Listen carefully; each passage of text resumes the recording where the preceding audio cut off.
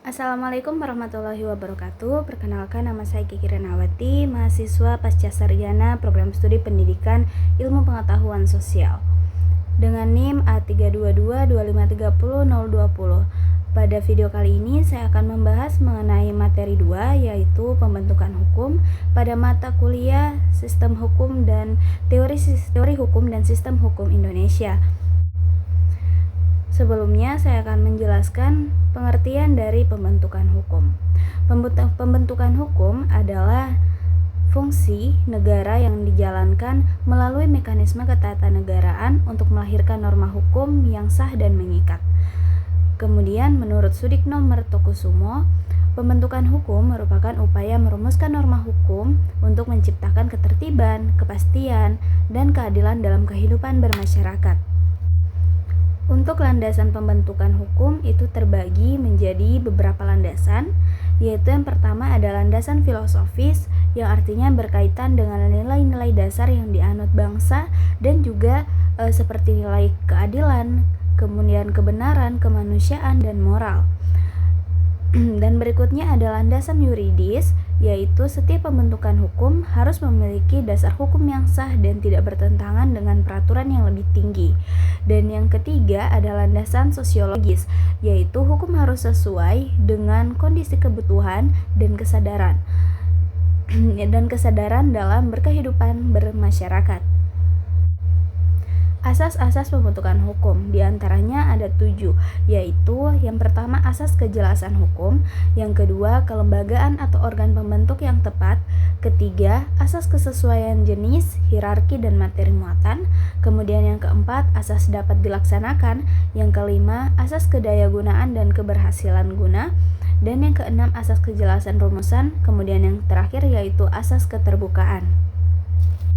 Kemudian ada sumber-sumber hukum dalam pembentukan hukum. Yang menjadi sumber hukum diantaranya yaitu sumber hukum material. Nah, sumber hukum material ini mencakup beberapa, yaitu hubungan sosial, kemudian hubungan kekuatan politik, yang ketiga situasi sosial ekonomis, kemudian tradisi, yang kelima hasil penelitian ilmiah, yang keenam perkembangan internasional, dan yang ketujuh keadaan geografis. Kemudian untuk sumber hukum formil, di sini yang pertama ada undang-undang dasar, yang pertama ada undang-undang, kemudian yang kedua kebiasaan atau adat, yang ketiga traktat, yang keempat jurisprudensi, dan yang kelima yaitu doktrin. Berikutnya ada lembaga dalam pembentuk hukum. Yang pertama ada Dewan Perwakilan Rakyat atau yang biasa kita kenal dengan DPR, yang kedua Presiden, dan yang ketiga Dewan Perwakilan Daerah atau DPD, dan yang keempat Majelis Permusyawaratan Rakyat atau MPR. Kemudian, untuk proses atau tahapan pembentukan hukum melalui 5 proses. Yang pertama yaitu perencanaan, yang kedua penyusunan, yang ketiga pembahasan, yang keempat pengesahan atau penetapan, dan yang kelima yaitu pengundangan. Kemudian ada partisipasi masyarakat dalam pembentukan hukum. Dalam bentuk partisipasinya yang pertama yaitu rapat dengar pendapat dan konsultasi publik, kemudian yang kedua diskusi akademik dan seminar, yang ketiga penyampaian aspirasi melalui media dan tulisan. Nah, tujuannya yaitu untuk menyesuaikan hukum dengan kebutuhan masyarakat dan meningkatkan kualitas atau keadilan umum. Berikutnya ada tantangan dalam pembentukan hukum. Jadi dalam pembentukan hukum itu memiliki beberapa tantangan. Yang pertama ada perbedaan kepentingan antar individu, kelompok, dan lembaga dalam masyarakat. Kemudian yang kedua pengaruh politik yang kuat dalam proses perumusan peraturan perundang-undangan.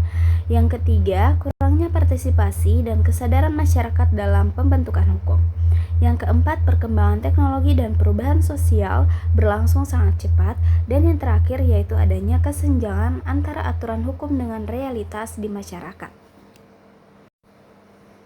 Baik, itu saja yang bisa saya paparkan dalam video resume kali ini. Saya ucapkan terima kasih, lebih dan kurangnya saya mohon maaf. Wassalamualaikum warahmatullahi wabarakatuh.